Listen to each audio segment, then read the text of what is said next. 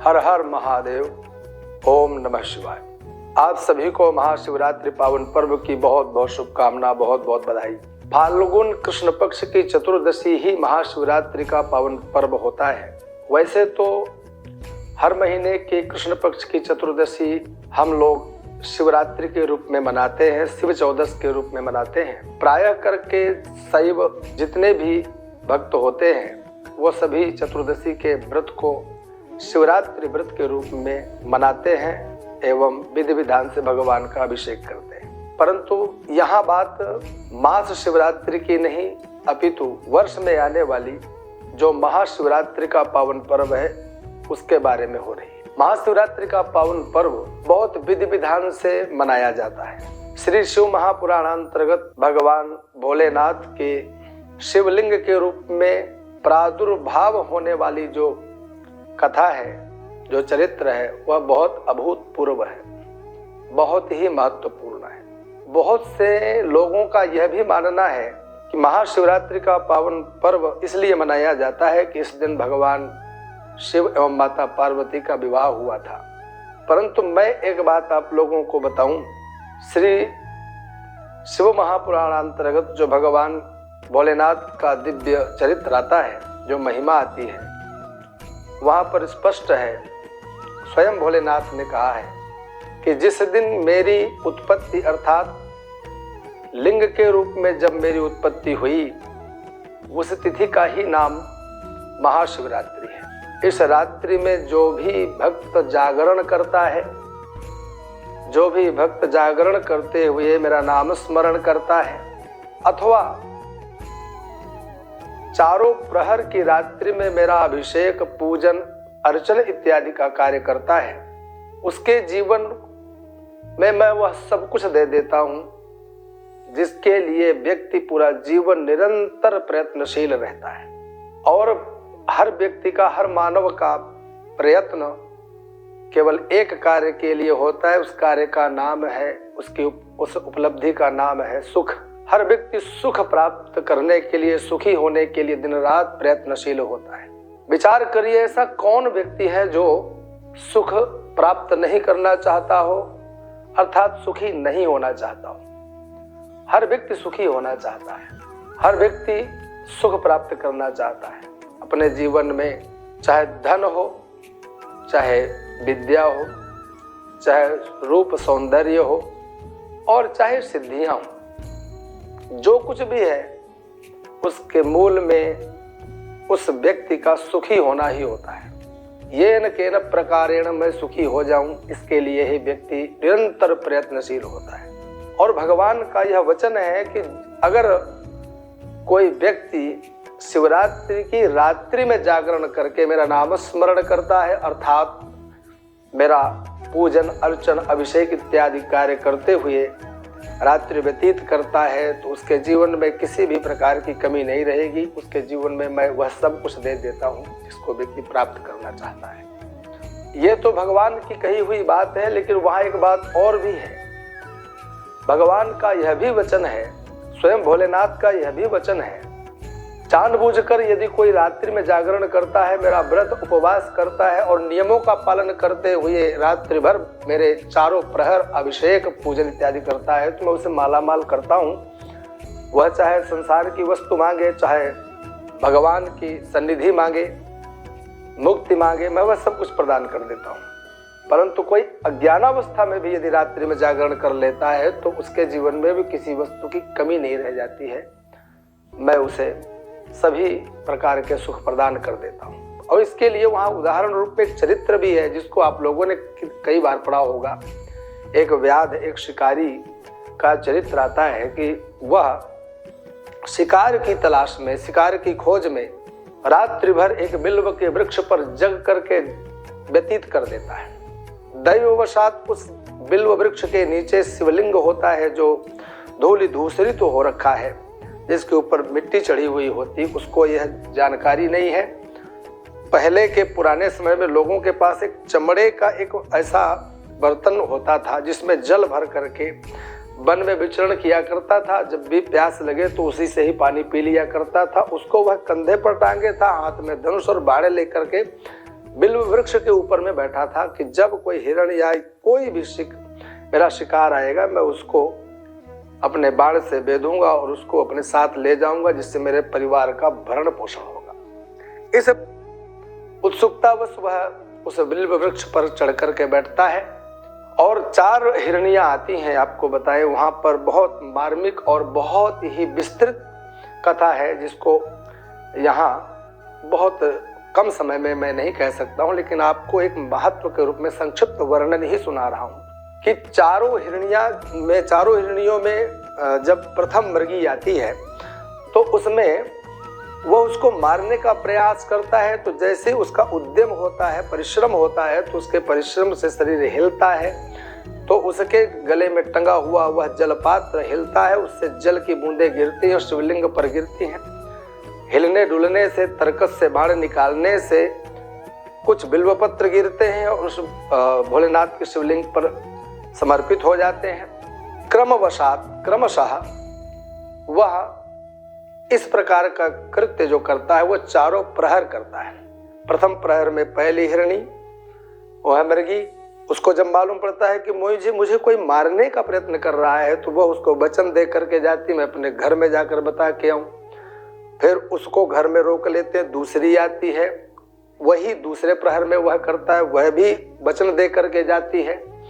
तीसरी आती है, तीसरी को भी मारने के तीसरे प्रहर में उद्यम करता है और फिर वह भी जाती है और फिर सब के सब पूरा परिवार आ जाता है। कहने का तात्पर्य यह है कि 4 मृगी उस समय बात करती थी, बोलती थी और अपनी अपनी वचन देकर के वहां से जाती थी कि आप यदि यह सृष्टि सत्य है, यदि परमात्मा सत्य है और परमात्मा के द्वारा निर्मित सब कुछ सत्य है, तो हम वचन देती हैं कि हम लौट करके आएंगे, इत्यादि अनेक वचन देकर जाती हैं, लेकिन लौट करके भी आती हैं। हमारा जीवन किसी के काम आए, हमारा यह शरीर किसी के काम आए, इससे बड़ा उपकार और लोकोपकार क्या हो सकता है। तो वह सबकी सब लौट करके आती हैं। मतलब कि उस व्याध को 4 प्रहर में 4 प्रकार की वह परिवार के सदस्य जो मृगी होती हैं वह जाती हैं, आती हैं।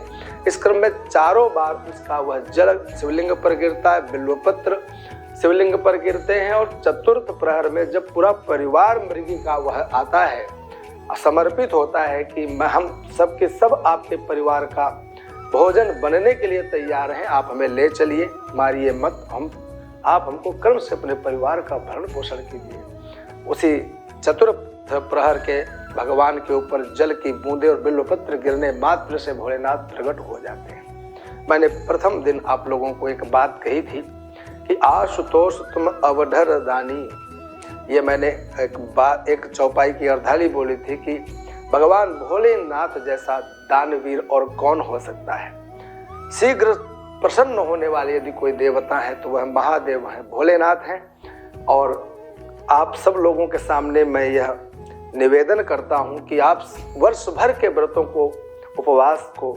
छोड़ते नहीं है, करते हैं। इसी क्रम में महाशिवरात्रि के इस पावन पर्व को छोड़े नहीं, व्यर्थ ना जाने दें। सभी भोलेनाथ के व्रत को करने का संकल्प करें। आपके जीवन में धर्म, अर्थ, काम, मोक्ष, इन चतुर्विध पुरुषार्थों में से कोई भी पुरुषार्थ प्राप्त करना होगा, भगवान आपको देंगे, अवश्य देंगे। यह आप संकल्प करके व्रत रहने का प्रयास करें। देखिए 8 मार्च 2024 को इस बार यह शिवरात्रि का पावन पर्व आ रहा है। 8 मार्च 2024 को 8 मार्च 2024 को आने वाले इस शिवरात्रि के पावन पर्व को आप लोग मनाएं। दिन पड़ता है शुक्रवार। शुक्राचार्य जी महाराज का यह दिन है, वह भी परम श्रेष्ठ शैव है। शुक्राचार्य से बढ़कर कौन भगवान भोलेनाथ का भक्त हुआ है, जिन्होंने महामृत्युंजय मंत्र को पूरे संसार में सबको दिया। आज हर व्यक्ति उस महामृत्युंजय मंत्र को प्राप्त करके शीघ्र स्वस्थ हो जाता है। यह हमारे शुक्राचार्य जी के दिन है, उन्हीं का दिन आ रहा है।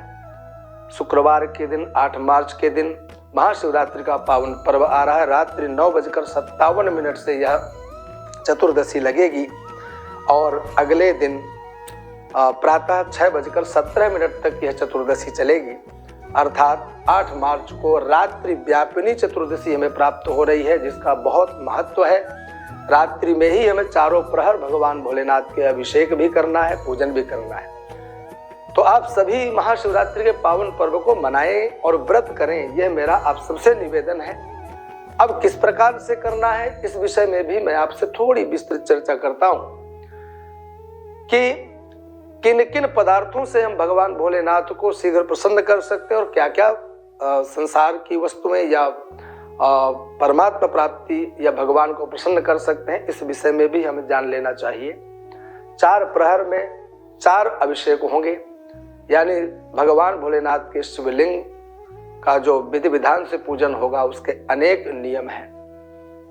जैसे कि हम लोग श्री धाम वृंदावन में श्री स्वामी वामदेव ज्योतिर्मठ में अनेक भक्तों के साथ मिलकर के शिवलिंगों की रचना करते हैं, मृत्तिका के पार्थिव शिवलिंग निर्माण करते हैं। एक एक भक्त के पास लगभग 2100 शिवलिंग निर्मित करके रखते हैं और फिर विधि विधान से उनका पूजन करते हैं। पूजन के पश्चात भगवान भोलेनाथ के ऊपर प्रथम प्रहर में हम लोग शुद्ध जल से अभिषेक करते हैं। शुद्ध जल ही होता है, कुएं से नल से ला करके उस जल को वरुण देवता का ध्यान करते हुए उसको शुद्ध करें। पश्चात विधि विधान से पूजन करें और भगवान भोलेनाथ के ऊपर शुद्ध जल से अभिषेक करें। संसार की संपूर्ण मनोकामनाओं को पूर्ण करने वाला अगर कोई पदार्थ है तो उसका नाम जल है। जल से सहज और सुलभ वस्तु कोई हो नहीं सकती। भोलेनाथ को सर्वाधिक प्रिय यदि कोई पदार्थ है तो वह जल ही है। कहा जाता है ना, भगवान भोलेनाथ के ऊपर 1 लोटा जल डाल देने से भी वह प्रसन्न हो जाते हैं। और इस प्रथम प्रहर की शिवरात्रि के पूजन में हमें ध्यान रखना है कि ना तो सांसारिक कोई कामनाओं की वासनाओं की कोई चर्चा हो, एक दूसरे की कोई बुराई नहीं हो। बिल्कुल भोलेनाथ के समान आप अपने आप को बना करके रखें। मस्तक में त्रिपुंड भस्म का लगाएं, गले में रुद्राक्ष माला धारण करें, श्वेत वस्त्र धारण करें और व्रत रहें। दिन भर सुबह से संकल्प करके भगवान भोलेनाथ के महाशिवरात्रि पर्व का व्रत रहें। शाम को प्रथम प्रहर जैसे ही प्रारंभ हो, उस प्रथम प्रहर में रात्रि में लगभग 8 बजे के पश्चात आप कभी भी भगवान का प्रथम प्रहर का पूजन प्रारंभ कर सकते हैं। शाम को 6 बजे 6 बजे के पश्चात जब सूर्यास्त होता है उसके पश्चात भी शुरू कर सकते हैं। 6 से 8 के मध्य कभी भी प्रारंभ करें।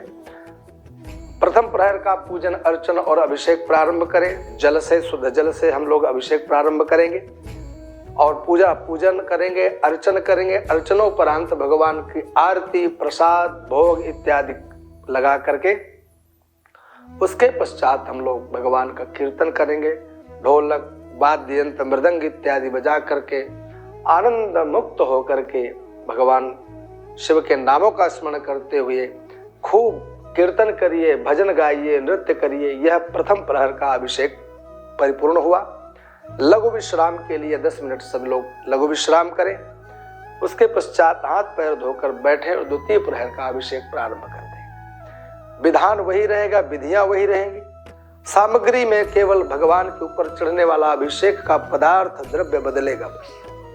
प्रथम प्रहर में जल, दूसरे प्रहर में हम लोग दूध लेते हैं, गाय का कच्चा दूध लाएं। पूजनोपरांत कच्चे दूध से भगवान भोलेनाथ का रुद्री पाठ के साथ अभिषेक करें और पुनः उसी क्रम से अर्चन के पश्चात भोग प्रसाद के बाद आरती और फिर संकीर्तन इत्यादि के पश्चात फिर 10 मिनट 5 मिनट का विश्राम, लघु विश्राम के पश्चात हाथ पैर धोकर पुनः बैठे। तृतीय प्रहर का जब अभिषेक प्रारंभ करना हो तो वही विधि विधान जो पूर्व में आपने पालन किया नियमों का, उसी के अनुसार आप उन नियमों के अनुसार तृतीय प्रहर का अभिषेक करने का संकल्प करें। अभिषेक करना प्रारंभ करने के पश्चात जो अभिषेक का प्रधान पदार्थ हो, हम लोग जिस प्रकार से प्रयोग करते हैं वह होता है गन्ने का रस। गन्ने के रस से तृतीय प्रहर का अभिषेक करें और पुनः पूर्ववत संपूर्ण कार्य करते हुए, कीर्तन आदि करते हुए 5-10 मिनट का विश्राम। चतुर्थ प्रहर के जब अभिषेक प्रारंभ हो तो वह चतुर्थ प्रहर के अभिषेक में हम लोग कुशोदक से भगवान का अभिषेक करते हैं। कुशोदक यानी कि शिव चौदस महाशिवरात्रि की रात्रि में जो चारों प्रहर के अभिषेक करना, उसमें अंतिम जो अभिषेक होता है कुशोदक, कुशा यानी डाब, जिसे हम दर्भ भी बोलते हैं, दर्भ, डाब, कुशा अनेक नाम है।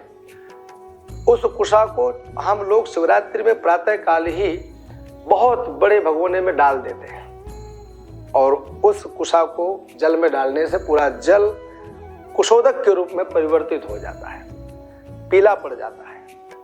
उसी कुशोदक को हम अंतिम अभिषेक के रूप में, चतुर्थ प्रहर के रूप में अभिषेक करते हैं और आनंद पूर्वक आप सब भी इसी क्रम से भगवान का अभिषेक करें। देखिए, सर्व सुख प्राप्ति जल कराता है। शरीर में रोग हो, दरिद्रता हो, किसी भी प्रकार का शारीरिक कष्ट हो, मनोविकार हो, इनसे दूध से शांति मिल जाती है। घर में अर्थ की कमी हो, धन दौलत नहीं हो, पैसा रुपया नहीं हो, खूब दिन भर खूब परिश्रम करते हैं लेकिन हाथ पल्ले कुछ नहीं पड़ता है, और पड़ता भी है तो कुछ बचता नहीं है, यानी आर्थिक समस्या से जो व्यक्ति जूझता है उसके लिए गन्ने के रस का अभिषेक करना, गन्ने के रस से अभिषेक करने से भोलेनाथ शीघ्र प्रसन्न होते हैं और उसको माला माल कर देते हैं। चतुर्थ प्रहर में जो हमने बताया वह है कुशोदक। कुशोदक का मतलब हर व्यक्ति के जीवन में राहु कृत पीड़ा जरूर होती है। राहु, केतु, शनि जन्य जो पीड़ाएं होती हैं, उन समस्त पीड़ाओं से निवृत्ति के लिए, यानी समस्त ग्रहों से, जो ग्रह नीचे ग्रह हैं आपके जीवन में कुछ समस्या प्रदान कर रहे हैं, उनसे निजात पाने के लिए कुशोदक से बढ़कर के जल नहीं हो सकता है। अंतिम उस कुशोदक से अभिषेक करके भगवान को प्रसन्न करें, स्वस्थ बने, धन धान्य से युक्त हो जाए, आप समृद्धिवान बने, आपके घर में किसी भी प्रकार की कोई कमी ना रही हो, आदि व्याधि समस्त पीड़ाओं का नाश हो। इन कामनाओं को हृदय में संकल्प लेकर भगवान भोलेनाथ के इस महाशिवरात्रि के पावन पर्व को आप मनाने का, व्रत करने का, उपवास करने का आप संकल्प तो करें। वह सब कुछ दूर नहीं, केवल दूर तो वह है यदि जब तक आप व्रत नहीं कर लेते, भगवान भोलेनाथ को प्रसन्न नहीं कर लेते, तभी तक आपके मन में प्रश्न है। प्रश्नों का अंत मात्र महाशिवरात्रि का वह पावन पर्व है। आप सबको पुनः बारंबार महाशिवरात्रि पर्व की अनेक शुभकामना। बोलिए श्री शंकर भगवान की जय।